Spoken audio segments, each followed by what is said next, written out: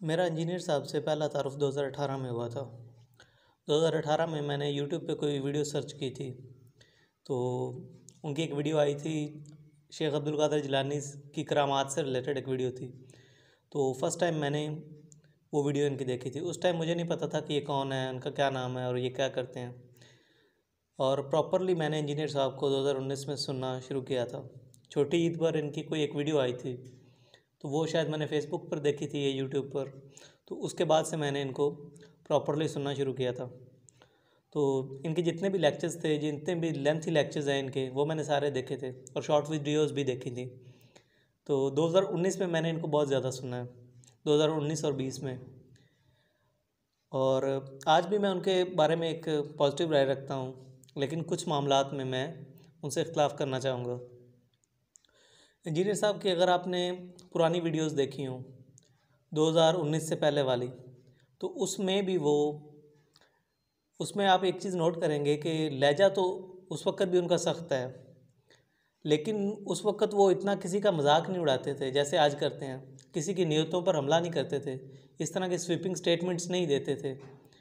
तो आज जो कुछ वो कर रहे हैं, छोटी छोटी बात पे दूसरों की नीयतों पे हमला करना, दूसरों के बारे में स्वीपिंग स्टेटमेंट्स देना, उनको मजाक उड़ाना, उनको चिढ़ाना, ऐसे लगता है कि दूसरों को चिढ़ा रहे हैं।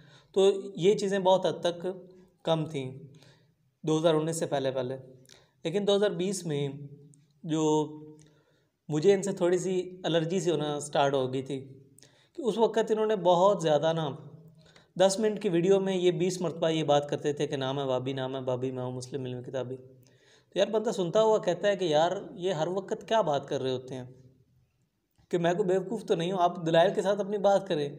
ये क्या बात हुई कि हर वक्त अगले बंदे को चिढ़ाना है, नाम है बाबी, नाम है बाबी, मैं हूँ मुस्लिम इल्म किताबी, ये क्या चीज़ है। तो 2020 में मुझे ये चीज़ उनकी बहुत ही नेगेटिव लगी और मैंने उनको सुनना बहुत हद तक कम कर दिया। लेकिन मुझे बहुत दुख हुआ, क्योंकि मेरी जो रिलीजियस जर्नी है वो इन्हीं से स्टार्ट हुई थी। डॉक्टर इसरार साहब को मैंने सुना था, डॉक्टर जाकिर नाइक को सुना था, उनको साथ साथ मैं इनको सुनता था। यानी कि 2019 में मेरी रिलीजियस जर्नी स्टार्ट हुई थी। तो पहले तो बंदा यही समझता है कि बंदा बहुत सारी इन्फॉर्मेशन इकट्ठी कर ले तो उसको दीन का नॉलेज समझता है, लेकिन शुरू में उसमें भी बड़ी पाकीज़गी महसूस होती है। तो मैं इनको सुनता था 2019, आज भी मुझे याद आता है जब मैं इनके लेक्चर सुनता था तो मुझे बड़ा अच्छा लगता था। तो मुझे बहुत ही दुख हुआ कि यार ये किस तरफ चल पड़े हैं, यानी कि हर बात पे दूसरों का मजाक उड़ाना, दूसरों की नीयतों पे हमला करना, दूसरों को चिढ़ाना। तो ये मुझे बहुत ही इनकी नेगेटिव चीज़ें लगी। लेकिन मुझे बहुत दुख हुआ कि यार ये किस तरफ चल पड़े हैं। इंजीनियर साहब को ये चीज़ समझनी होगी कि आप किसी का मजाक उड़ाकर उसकी इस्लाह नहीं कर सकते। किसी शख्स का भी अकीदा उसका चाहे कितना ही बुरा क्यों ना हो, कितना ही गलत क्यों ना हो, लेकिन आपको ये हक़ नहीं है कि आप किसी का मजाक उड़ाएं। आप खुदा नहीं हैं, आप पैगंबर नहीं हैं, आप खुदा की तरफ से थानेदार बनाकर नहीं भेजे गए लोगों पर। आप किसी का मजाक नहीं उड़ा सकते, किसी को आप चिढ़ा नहीं सकते। ये बहुत ही आपकी नेगेटिव चीज़ है, जिसको आपको इम्प्रूव करना होगा। इससे आप अपनी दावत को नुकसान पहुंचा रहे हैं। शुरू में बंदा बहुत ज़्यादा अट्रैक्ट होता है, जो आप इन्फॉर्मेशन देते हैं, मतलब कि हवालों के साथ बात करते हैं, ये शुरू में बड़ी अच्छी चीज़ लगती है, लेकिन बाद में आपकी ऑडियंस आपसे मुतनफ़र हो जाती है। जब आप हर वक्त ये सोच रहे होते हैं कि मेरे सामने कोई फ़िरका परस्त बैठा हुआ है और उससे मैं मुनाजरा कर रहा हूँ, उसको मैं फकियाँ दे रहा हूँ। हर वक्त आपकी सोच यही होती है कि मैंने अगले बंदे को फकी देनी है। तो ये चीज़ आपकी बहुत ही नेगेटिव है। शुरू में तो बड़ी अच्छी चीज़ें लगती हैं कि आप बड़े दलाइल से बात कर रहे हैं, लेकिन बाद में ये चीज़ें बंदा एलर्जिक होना स्टार्ट हो जाता है।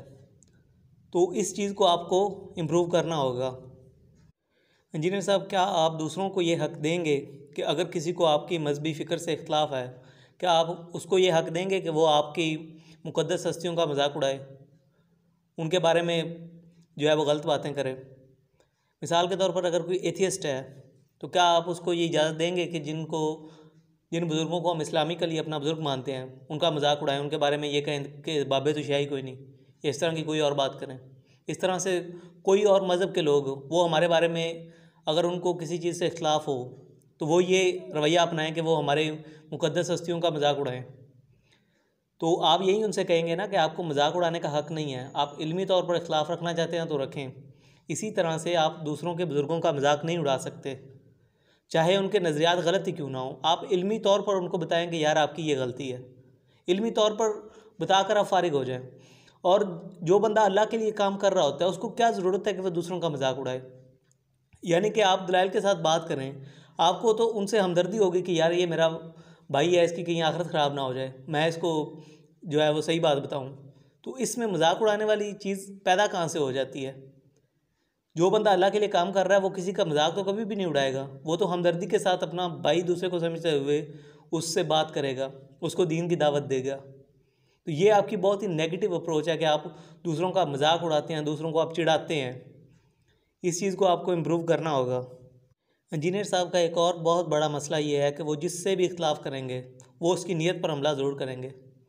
मिसाल के तौर पर उनके नज़दीक अहले हदीस, देवबंदी, बरेलवी, इन लोगों को हज़रत अली से बुग़्ज़ है।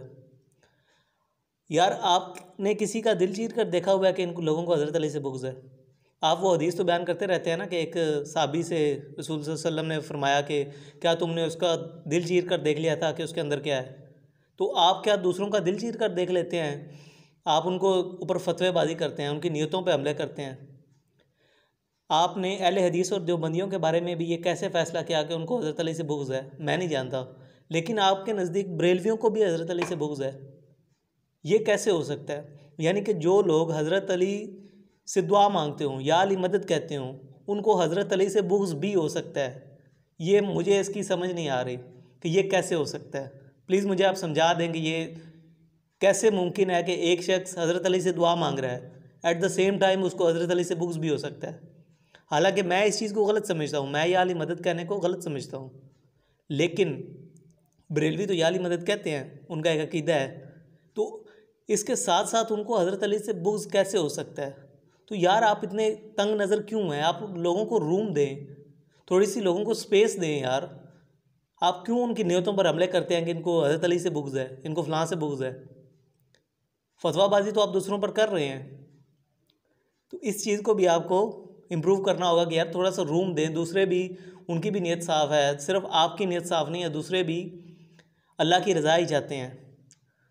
दलाइल के साथ बयान करें कि ये चीज़ें कैसे हैं, जो भी आपका ओपिनियन है उसको दलाइल के साथ बयान करें। किसी की समझ में आएगा तो वो मान लेगा, अगर नहीं आएगा तो वो आपसे इख्तलाफ रखेगा। और अगर किसी की वाकई समझ में नहीं आया तो क़यामत वाले दिन उसका फ़ैसला हो जाएगा। और जानबूझकर भी अगर कोई नहीं मान रहा आपकी बात, फिर भी क़यामत वाले दिन फ़ैसला हो जाएगा। तो आपको ज़रूरत क्या है कि आप अगले बंदे की नीयतों पर हमला करें। इंजीनियर साहब फरमाते हैं कि उन्होंने दीन का हर मसला बयान किया, और ये वाक़या है कि हर टॉपिक पर आपको उनकी कोई ना कोई वीडियो मिल जाएगी, लेकिन मैंने आज तक कोई भी उनका लेक्चर अखलाकियात पर नहीं देखा।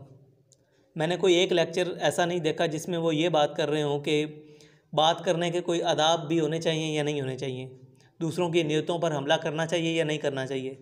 मैंने एक वीडियो ऐसी नहीं देखी, एक उनका लेक्चर ऐसा नहीं देखा जिसमें वो इस चीज़ को एड्रेस कर रहे हों। बात करने का मकसद ये है कि आपको बहुत ज़्यादा लोग सुनते हैं, यूट्यूब पर आपके 2 मिलियन से ज़्यादा सब्सक्राइबर्स हैं, तो आपकी ये दीनी ज़िम्मेदारी है कि आप उनकी अखलाकी तरबियत करें। मैंने फ़ेसबुक पर जितने भी मीम्स ग्रुप देखे हैं रिलीजियसली, यानी कि रिलीजन के ऊपर जो दूसरों के ऊपर जो मीम्स बनाते हैं, वो सारे के सारे आपके स्टूडेंट्स हैं। हो सकता है दूसरे भी हों, लेकिन मैंने जितने मीम्स ग्रुप देखे हैं वो आपके स्टूडेंट्स ही उसमें मीम्स शेयर कर रहे होते हैं सारे। तो आपकी ये ज़िम्मेदारी है कि आप अपने स्टूडेंट्स की अखलाकी तरबियत करें, ये बहुत ज़रूरी है। बहुत ज़्यादा लोग आपको सुनते हैं आजकल, 2 मिलियन सब्सक्राइबर्स यूट्यूब पे, ये कोई आम बात नहीं है। तो आपकी ज़िम्मेदारी है कि आप उनकी अखलाकी तरबियत करें। एक चीज़ की मैं वजाहत कर दूं कि किसी से इख्तलाफ करने का मतलब ये नहीं होता कि आप उसकी ज़ात को ज़ीरो से मल्टीप्लाई कर रहे हैं। मेरा इंजीनियर साहब से सबसे बड़ा इख्तलाफ उनके अखलाक पर है, और भी इख्तलाफात हैं, लेकिन सबसे बड़ा इख्तलाफ यही है। आज भी मैं इंजीनियर साहब की अच्छी बातों को अच्छा कहता हूँ, जितना मैंने उनको सुना है मैं नहीं समझता कि उनकी नीयत ख़राब है। वो दीन के लिए मुखलिस हैं, लेकिन उनको इस फेज़ से बाहर आना चाहिए, इस मुनाजराना फेज़ से बाहर आना चाहिए। असल बात यह है कि वो अपने आप को एक रद्द अमल की नफ्सियात से बाहर नहीं निकाल पा रहे। वो हमेशा ये समझ रहे होते हैं कि मेरे सामने कोई फ़िरका परस्त मौलवी बैठा हुआ है और हर वक्त मैंने उसको फकियाँ देते रहना है। तो उनको इस चीज़ से बाहर निकलना चाहिए। आपकी सारी की सारी ऑडियंस ऐसी नहीं है कि वो हर वक्त जो है ना वो आपकी फकियाँ लेती रहे। तो आपको इस फेज़ से बाहर आना चाहिए कि हर वक्त आप फ़िरका परस्त मौलवी से बात नहीं कर रहे होते। इस फेज़ से आपको बाहर आना चाहिए। यहाँ पे मैं एक और चीज़ की वजाहत कर दूँ कि एक ऐसा शख्स है जो दूसरों का मजाक उड़ाता है, दूसरों की नीयतों पर हमला करता है, सोसाइटी के ऊपर उसका बहुत ही नेगेटिव असर है। तो ऐसे शख्स को अगर आप उसी की टोन में बात करें, उसको फक्की दें, तो इसमें ऐसा कोई मसला नहीं है। इसमें भी बेहतर तो यही है कि जिस कीचड़ में वो खड़ा है आप उसमें ना उतरें, लेकिन फिर भी अगर आप उसी की टोन में उसको बात का जवाब देते हैं तो इसमें ऐसा कोई मसला नहीं है। लेकिन आपका मसला ये है कि जो इस तरह के फ़िरका परस्त नहीं होते हैं, आप उनके बारे में भी ऐसी इस तरह की टोन में बात करते हैं। तो इस चीज़ से आपको बाहर आना चाहिए। एक और चीज़, इंजीनियर साहब ये फरमाते हैं कि मेरा लहजा इसलिए इतना तल्ख़ है क्योंकि मैं इख्तिलाफ़ी मौज़ूआत पर बात करता हूँ। देखिए, गांधी साहब भी तो इख्तिलाफ़ी मौज़ूआत पर बात करते हैं। गांधी साहब से ज़्यादा तो किसी ने इख्तिलाफ़ किया ही नहीं होगा, लेकिन क्या उनका लहजा इस तरह का है जिस तरह का आपका है? और मौलाना इसहाक़ मदनी साहब, उनका हज़रत मुआविया के बारे में कितना स्ट्रिक्ट ओपिनियन था, मैं उससे इख्तिलाफ़ रखता हूँ, लेकिन फिर भी कभी ऐसा नहीं लगा कि वो किसी का मजाक उड़ा रहे हों, किसी को चिढ़ा रहे हों। वो जब भी लगता था कि वो बात दिल से कर रहे हैं, लेकिन आपको सुनते हुए लगता है कि आप वो दूसरों को चिढ़ा रहे हैं, दूसरों का मजाक उड़ा रहे हैं। तो इस चीज़ से आपको बाहर निकलना होगा। एंड पे मैं ये चीज़ क्लियर कर दूं कि ये बात पब्लिकली करने का मकसद ये है कि इंजीनियर साहब एक पब्लिक स्पीकर हैं, पब्लिक के ऊपर उनका इन्फ्लुएंस है, तो इसलिए मैं ये बात पब्लिकली कर रहा हूँ। तो ये वीडियो एक तो इंजीनियर साहब के लिए है और दूसरी उनके स्टूडेंट्स के लिए है कि आप उनके अंधे मुकल्लद ना बने। आपको इंजीनियर साहब पर ज़ोर डालना चाहिए कि आप अपने इखलाक को इम्प्रूव करें। इस इखलाक से आप अपनी दावत को नुकसान पहुंचा रहे हैं और आप एक माशरे में भी एक शिद्दत पसंदी पैदा कर रहे हैं कि छोटी छोटी बात पर आप दूसरों के मजाक उड़ाते हैं, दूसरों की नीयतों पर हमला करते हैं। तो इस चीज़ को इम्प्रूव करने की ज़रूरत है। इससे पहले मैंने एक तहरीर लिखी थी, वो भी मैंने कुछ लोगों तक पहुंचाई थी। मैं 2019 से उनके व्हाट्सएप ग्रुप का मेंबर हूं, तो उनके एडमिन्स तक भी मैंने वो तहरीर पहुंचाई थी, एक दो और लोगों तक भी पहुंचाई थी। तो वो उन तक इंजीनियर साहब तक पहुंची है या नहीं पहुंची, इसका मुझे इल्म नहीं है।